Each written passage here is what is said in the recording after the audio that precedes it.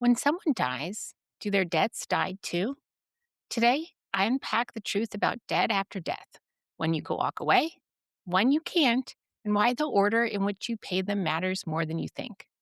We'll cover medical bills, student loans, credit cards, community property states, and the laws that decide who gets paid first.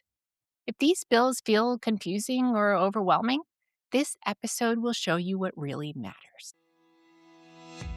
Welcome to the Death Readiness Podcast. This is not your dad's estate planning podcast. I'm Jill Mastroianni, former estate attorney, current realist, and your guide through wills, trusts, probate, and the conversations no one wants to have. If your Google search history includes, "Do I need a trust?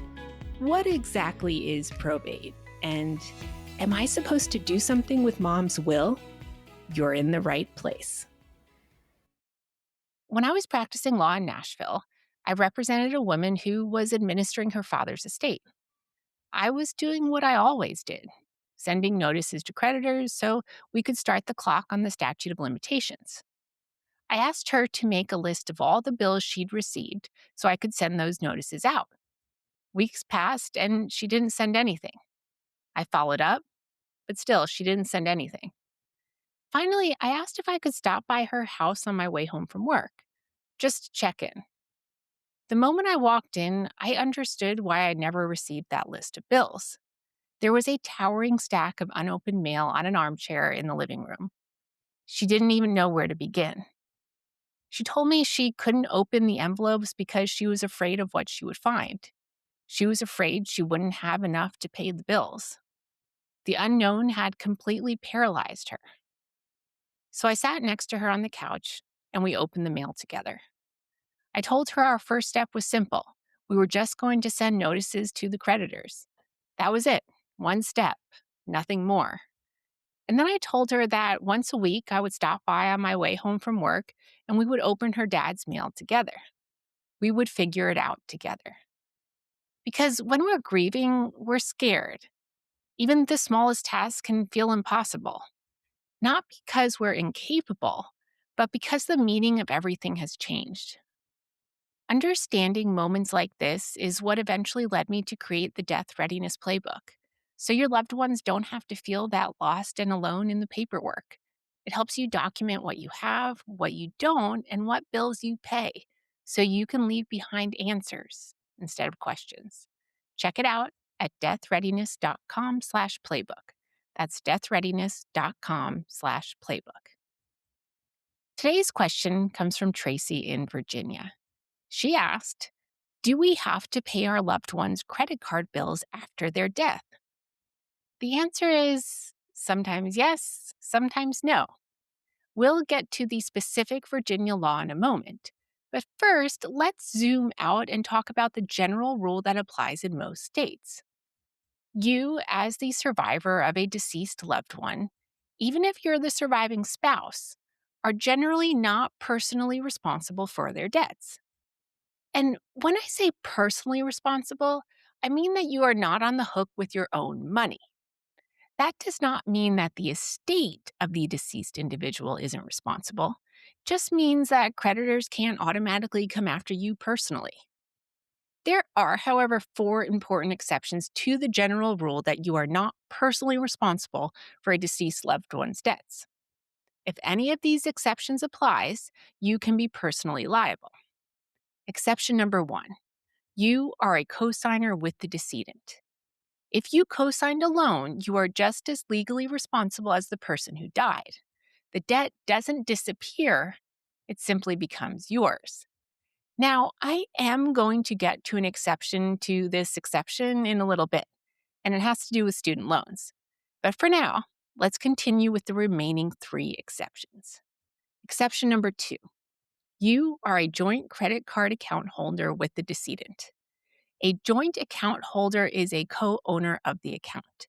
That means the credit card company can come after the joint owner for the full balance, even if every charge was made by the person who died. Being a joint owner is different than being an authorized user.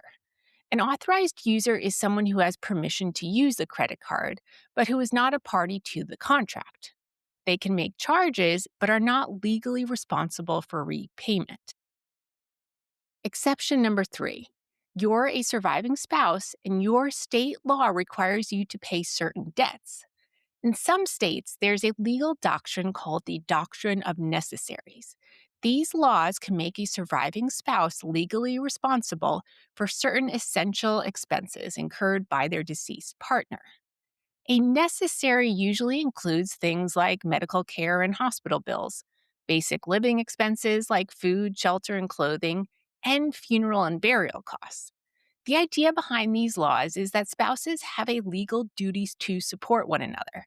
So if one spouse incurs essential expenses and then dies, the creditor may try to collect the remaining balance from the surviving spouse. The doctrine of necessaries doesn't apply the same way in every state, so the outcome can vary widely depending on where you live. And here's something that might surprise you. A prenuptial agreement does not override the doctrine of necessaries.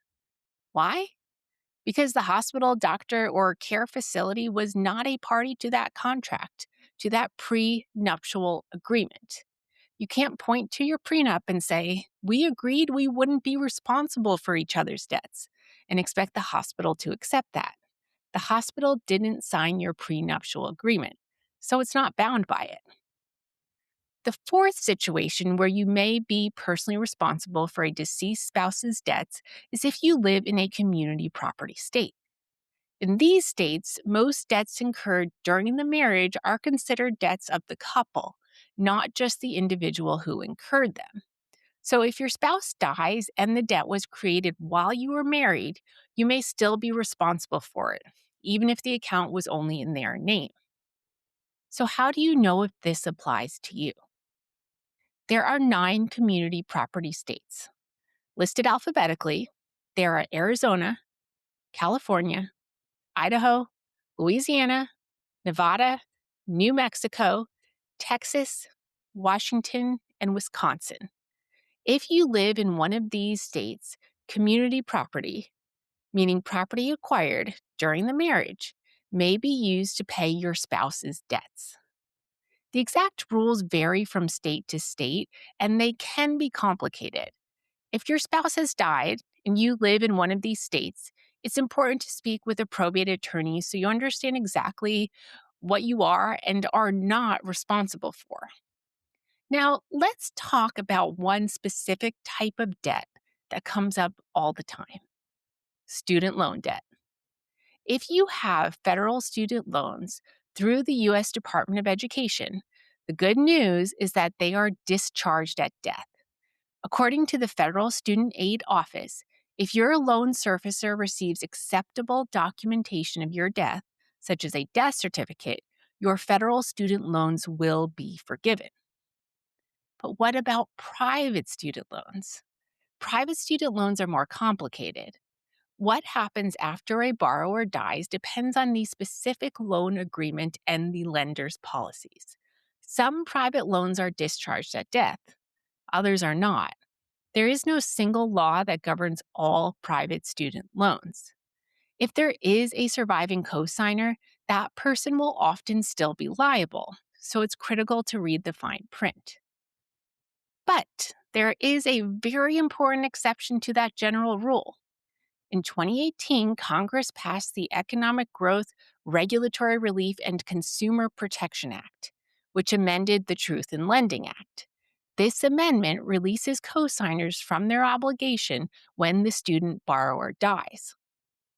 But this protection does not apply to all private loans. It only applies to private student loan agreements entered into on or after November 20th, 2018. The law was enacted on May 24th, 2018, and the statute specifies that the protections apply 180 days later, which is November 20th, 2018. So if the loan was signed before November 20th, 2018, the old rules apply. If it was signed on or after that date, the cosigner may be legally released. Now, let's bring this back to Tracy's question and to Virginia law. What are the specific rules in Virginia? In Virginia, One of the key statutes is Virginia Code Section 6.2-611, titled Liability of Surviving Party for Debts and Other Liabilities of Decedent's Estate. This statute deals with something called a multiple party account. Under Virginia law, a multiple party account means either a joint account or a payable on death POD account. A joint account is defined as an account payable on request to one or more parties. A POD account is an account payable to one person during their lifetime and at their death to one or more named beneficiaries. Multiple party accounts matter because Virginia law says that if the assets in the probate estate are insufficient to pay the estate's debts, including certain statutory allowances, then the portion of a multiple party account that belonged to the decedent immediately before death can be pulled back to pay those obligations. In other words, even though joint and POD accounts otherwise avoid probate, in cases where the debts of the estate and statutory allowances exceed the value of the probate assets, they can still be reached to pay estate debts. So, what counts as a debt of the estate? This can include things like credit card balances, medical bills, unpaid taxes, court costs, and attorney's fees. The term statutory allowances might be new to you. So, what are statutory allowances?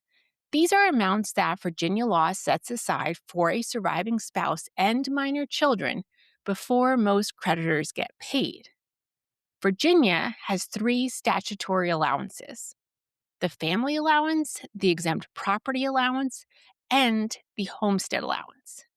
The family allowance is money paid from the estate to support the surviving spouse and minor children. It can be up to $30,000 as a lump sum or up to $2,500 per month for 1 year. This is in addition to anything left to the spouse under the will. The exempt property allowance allows the surviving spouse, or the minor children if there is no spouse, to claim up to $25,000 in household furniture, vehicles, furnishings, appliances, and other personal effects. This can be taken in addition to the family allowance and anything left under the will. And lastly, the homestead allowance gives the surviving spouse or the minor children, if there is no spouse, $25,000 of the estate. It is in addition to the family and exempt property allowances, but it replaces whatever the will left to the spouse, unless the will left them less than $25,000. The reality is that sometimes there simply isn't enough money in an estate to pay everyone that's owed. When that happens, state law decides what to pay first. Every state has a legal order of priority that controls which expenses must be paid before others.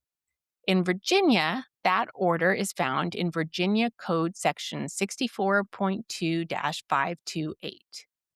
Here's how it works under Virginia law. Costs and expenses of administration get paid first. These are the reasonable and necessary expenses to collect, manage, and distribute the estate. That could include attorney's fees for probate, inventories, accountings, and creditor issues, executor or personal representative fees, insurance on estate property, and utilities for estate real estate. In other words, these are the costs of keeping the estate going and the assets protected long enough to pay debts and make distributions to beneficiaries. Next, statutory allowances get paid. These are the family allowance, exempt property allowance, and homestead allowance that we just talked about. These statutory allowances are protected by law and get paid before distributions are made to creditors of the estate. After paying the statutory allowances, Virginia gives priority to the first $5,000 of funeral expenses. Anything above that gets pushed down into the general pool of claims, meaning it may or may not get paid at all, depending on how much money is left over. Next, debts and taxes with preference under federal law get paid. These can include things like federal income tax liability for the decedent's year of death, as well as prior year income tax balances. Next up are medical and hospital expenses of the last illness, but it's capped at $4,000 per hospital or nursing home. If the decedent still had remaining debts from previous illnesses or medical events, those would be part of the lower priority general pool of claims. In total, Virginia has 9 separate priority categories before you ever reach the final catch all category of all other claims. If you're serving as an executor or personal representative, you cannot just start paying bills, even if they seem valid. Because if you pay a lower priority claim first and the estate later runs out of money, you can be personally liable for that overpayment. So, how do you even know which claims are valid? Many states impose a hard deadline for creditors to file claims with the probate court. Virginia uses a looser system. The clock keeps running until the personal representative takes certain actions or until the normal statute of limitations for the debt expires. For example, in Virginia, creditors under written contracts like credit card agreements have 5 years to make a claim, unless the estate takes steps to shorten that window. The laws about who gets paid, who must pay, and in what order vary by state and can be quite technical. So, if you are administering an estate, my strong recommendation is this: do not pay any bills. Yes, even credit cards, without first checking with your attorney. When someone you love dies, the paperwork can feel endless. The envelopes keep coming, and the phone keeps ringing. Grief is layered with the fear of being taken advantage of or making a mistake you can't undo. If there's one thing I want you to take away from today, it's this: you are not supposed to know how to do this already. The system is complicated. You are allowed to slow down, to ask questions, and to refuse to pay anything until you understand your rights. Debt after death is not just about money.